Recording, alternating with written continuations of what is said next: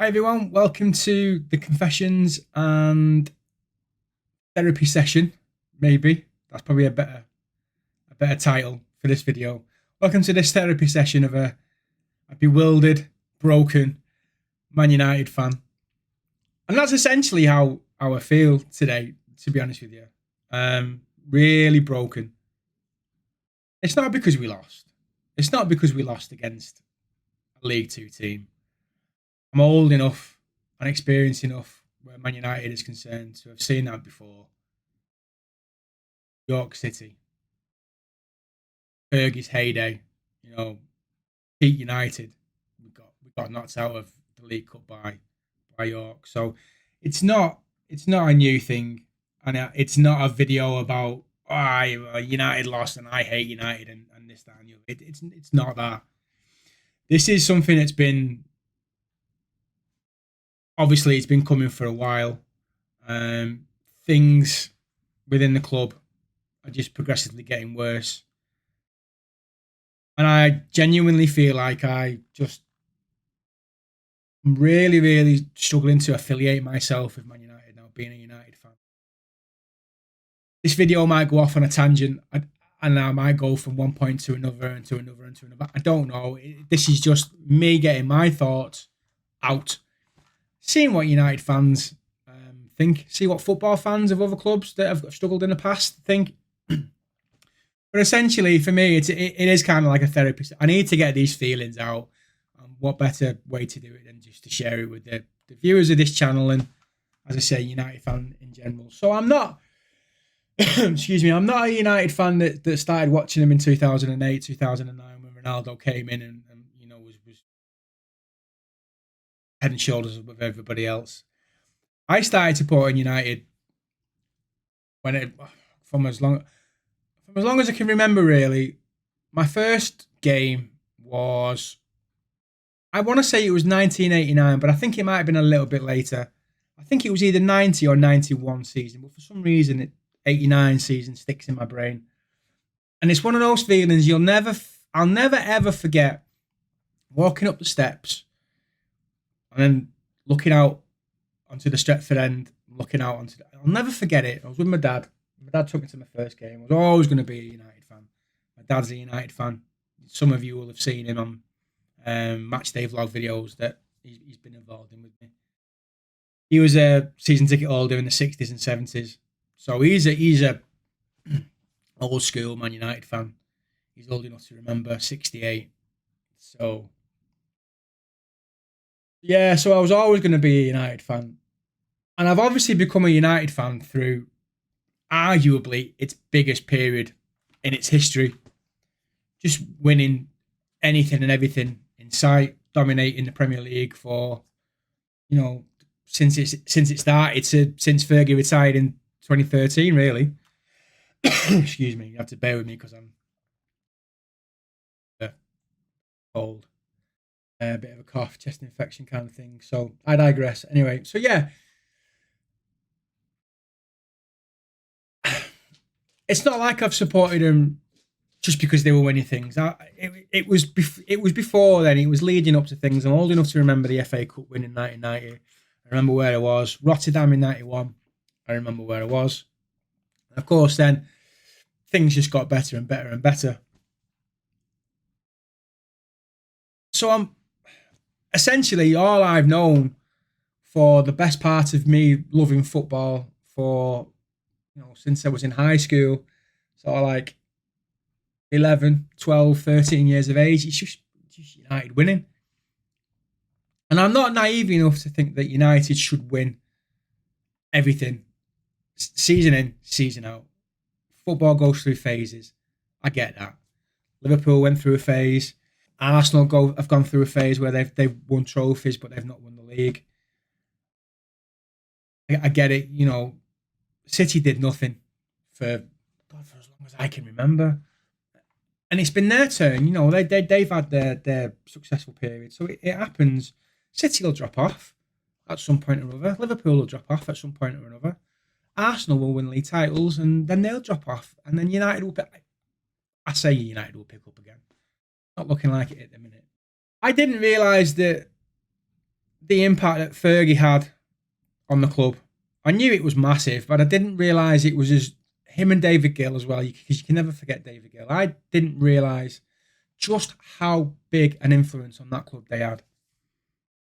Because essentially, from the minute they departed up until now, present day, here, now, it's got worse and worse and worse. Yes, we've won trophies in the interim. I get that. You know, Europa Leagues under Mourinho, FA Cups, E Cups. Some will say that during our worst period, we're more successful than most clubs.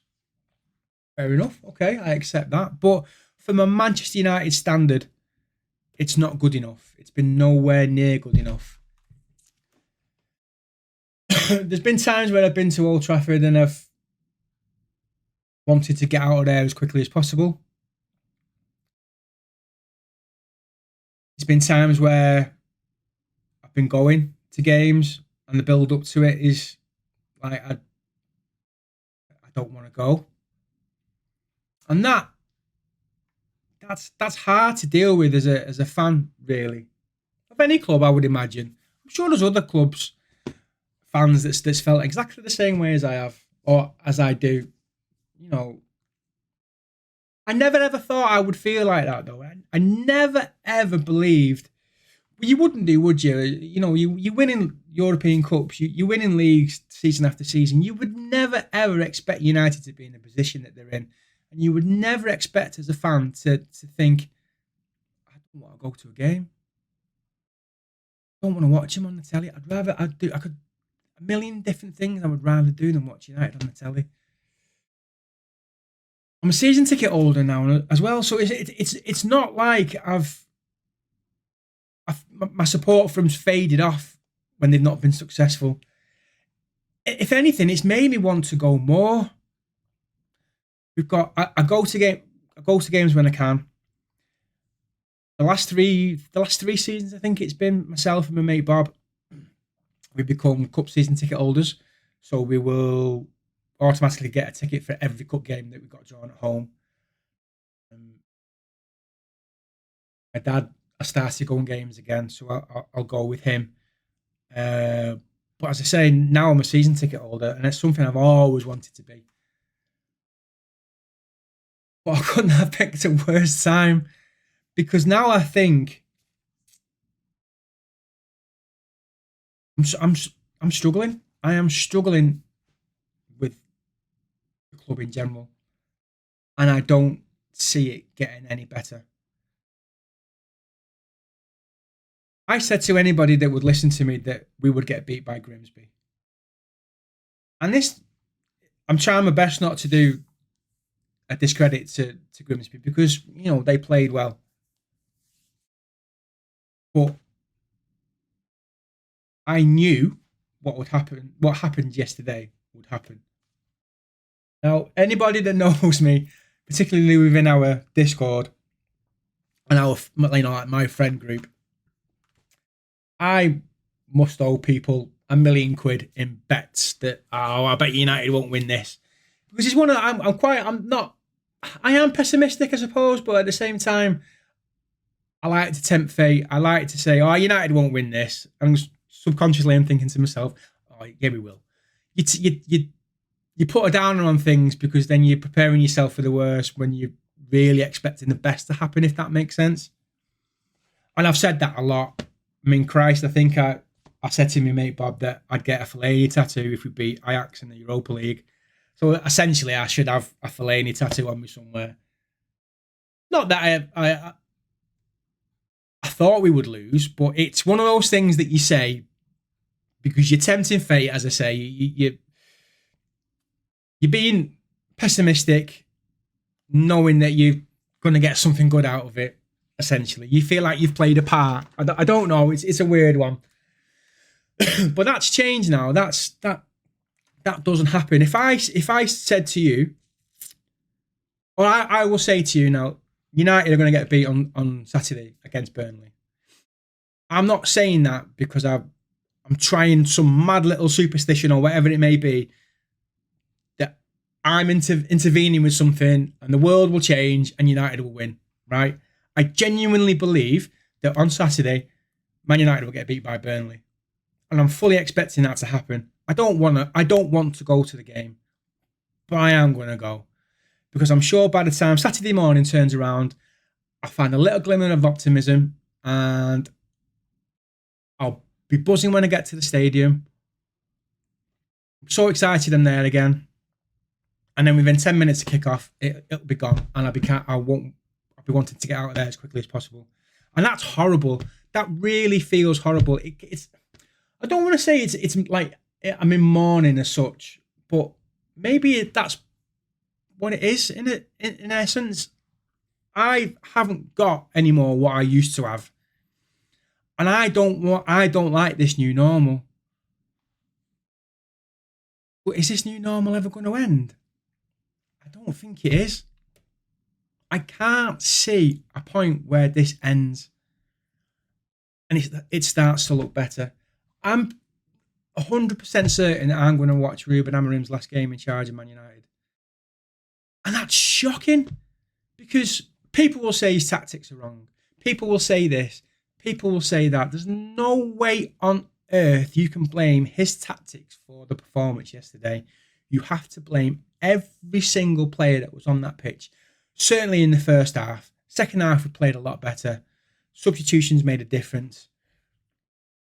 Grimsby sat back a little bit and they allowed us to come on, which probably wasn't the right thing to do. They should have gone all out and put another 2 goals past us. But certainly in that first half, you cannot blame tactics. That is player mentality that is not right for a club the stature of Manchester United. That's my belief. Be interesting to see what you guys think in the comments as well.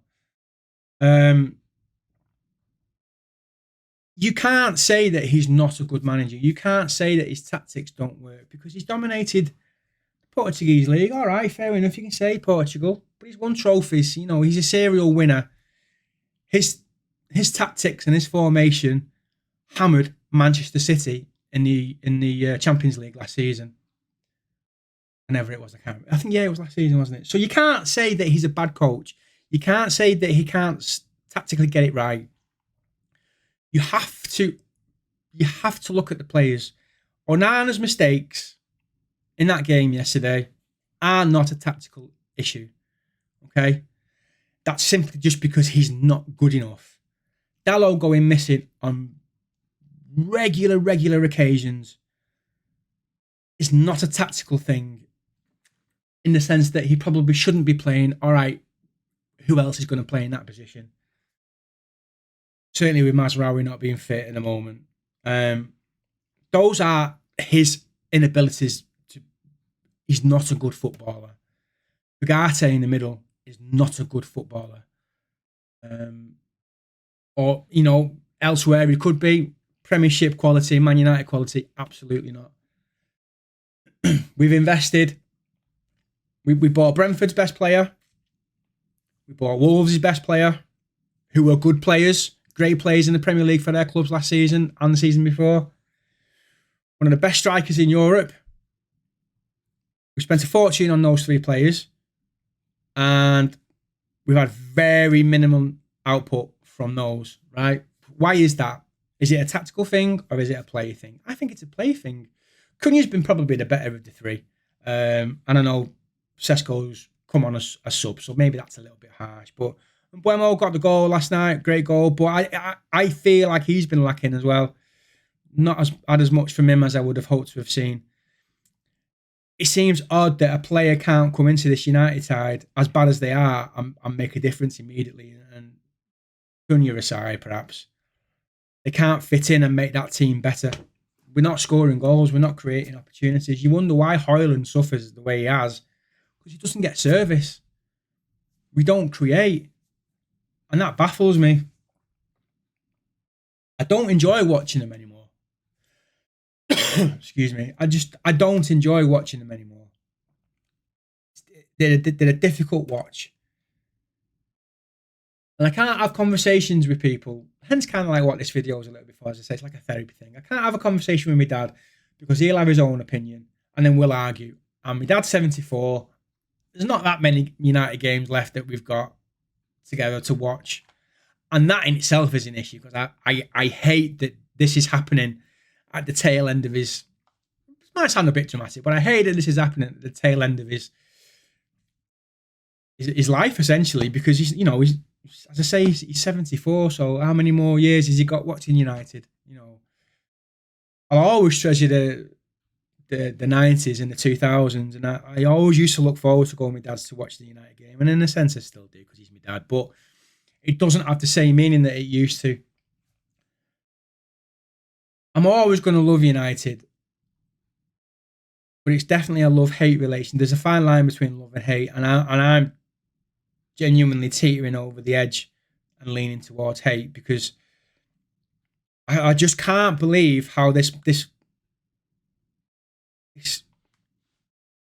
football club, this worldwide name, this big massive thing has become so broken. You do feel like it's a loss. You feel like you're mourning a loss. It's so strange. And as I said, I can't see where this goes from here. As much as I don't want Amorim to go, it's quite clear in his interviews after the game against Grimsby that he'll see the Burnley game out. International break will be gone. Unless we turn in a massive performance that he sees that he's got the players still, then he'll stay. But we're not going to beat Burnley. He will go. And yet another capable manager was coming to our club, and he's been left ruined, scratching his head, thinking, I don't know how to fix this. Van Gaal didn't really know how to fix it. Mourinho didn't really know how to fix it. Ten Hag didn't really know how to fix it. Ollie fixed it to a degree, but lost it. Why? No idea. And now you've got Ruben Amorim, who will bring the glory days again. He's not going to, is he? Let's be honest. He's not going to. And it's not necessarily through him. It's the structure around the club that is also contributing to every Man United manager's downfall. Yes, he's been backed. Is he necessarily buying the players he wants to buy? Well, quite clearly not, because it's a consortium effort now, isn't it? You've got Jason Wilcox and Omar Barada as well that has a saying who were buying. And I don't necessarily agree with that because it certainly didn't happen in Fergie's day. Don't get why it happens now, to be honest. If a manager isn't 100% sold on a player, then that club should not be buying that player. End of story. So it's a difficult moment. God, it feels like forever. Genuinely feels like forever. And I don't really know how to. I don't know how to move on from it because there's just no end, is there? There's no end. It's going to get worse. It still feels like it's going to get worse. Is there a relegation to come from this lot? Were we lucky that we didn't get relegated last season? Are we really having a conversation last season that Manchester United could potentially get relegated?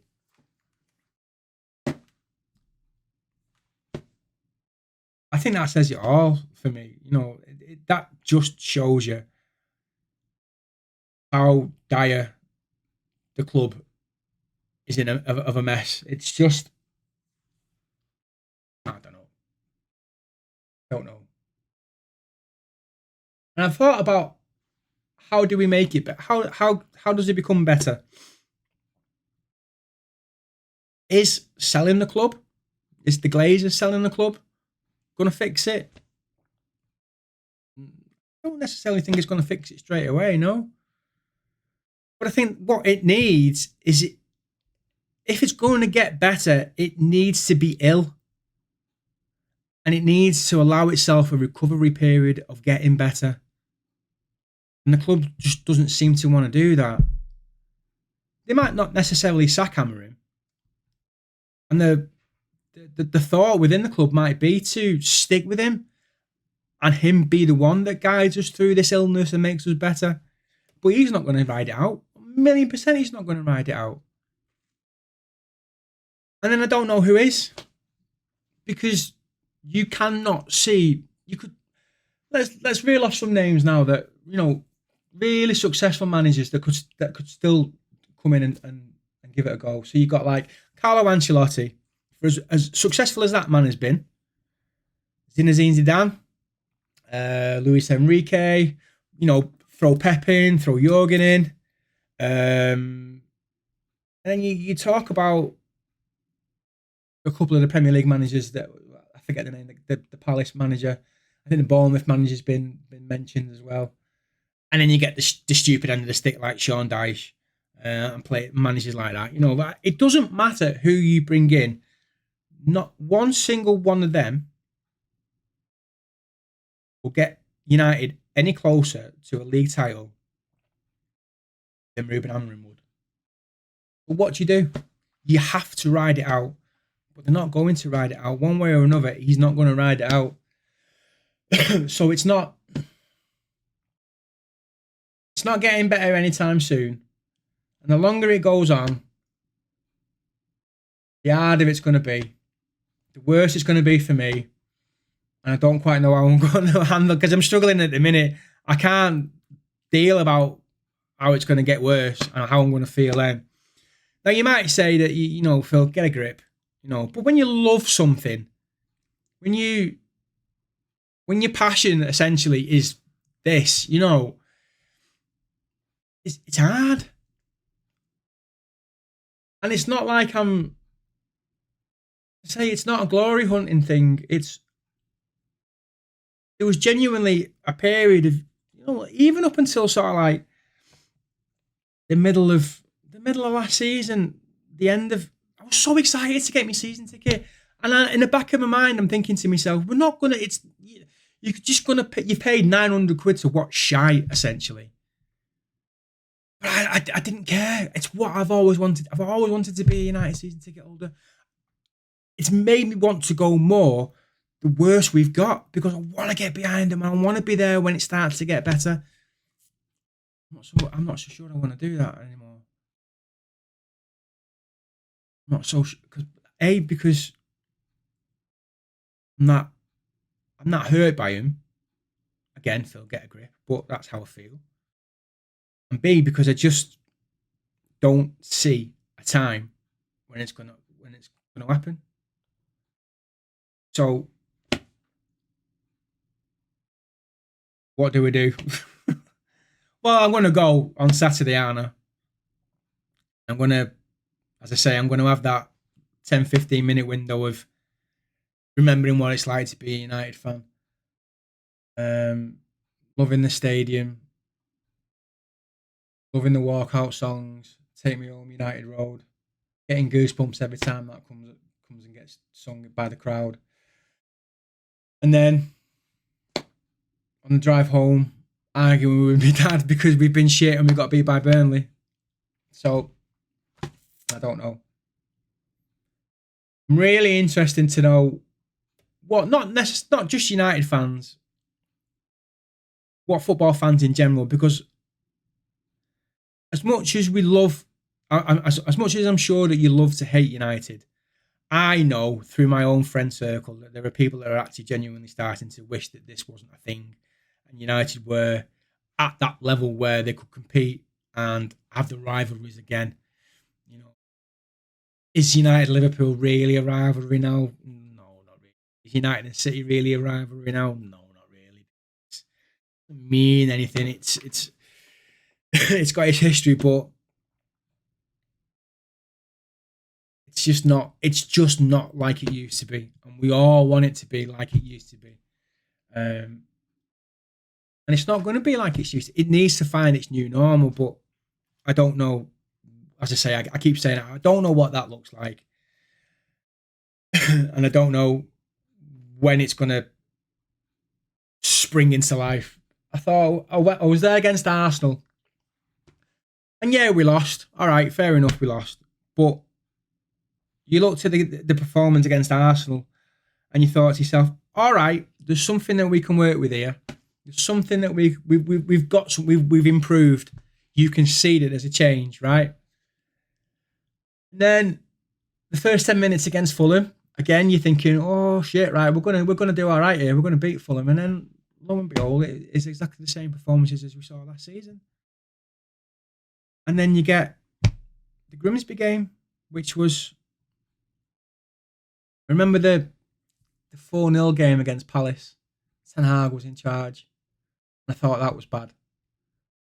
And I honestly thought then that I would never see a performance as bad as that. And we did, yes, against Grimsby. And it was 100 times worse. The goalkeeper's got to go. Onana should never play for the club again. Dalot should never play for the club again. You always run the risk when you change your squad, which in one sense I get. I wish he hadn't done it. I wish he'd have stuck with the full strength team. I hope that in the international break he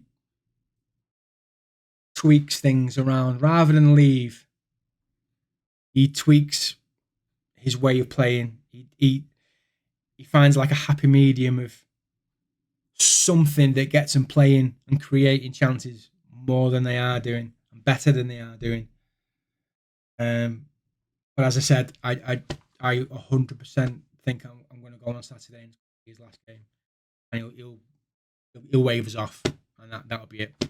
The next few days later, he'll be Cameron resigns. Then the wheel starts turning again. The merry-go-round of who we bring in starts again, and so yeah. Has this video done me any favors? Essentially not, because now I'm still more down than I was talking about it really, but it's got things off my chest. I've been able to say what I wanted to say without anybody biting back at me or arguing with me, but 100%. Call me out in the comments if you think I've been melodramatic, if you think I'm being over the top, if you think I'm being unfair, if you think I'm being out of order as a fan. You know, am I being entitled? I don't think I am. Like I say, I've loved them when when they were winning things. I've loved them over the last few seasons. It's made me want to go more because I want to be there to give my support. Where do you see it going? What would you do to change it? You know, just throw yourselves at the comments and just let me know, you know, what you guys are thinking as well. Please don't forget to like, share, and subscribe. I promise you, the next load of content that we put out, well, certainly from my point of view, will be a bit more upbeat and a bit more uplifting. But I genuinely appreciate you taking the time to watch over this last 20 minutes, half an hour. My rant is over. My therapy session is over. Like, share, and subscribe. Get yourself in the comments, and laters.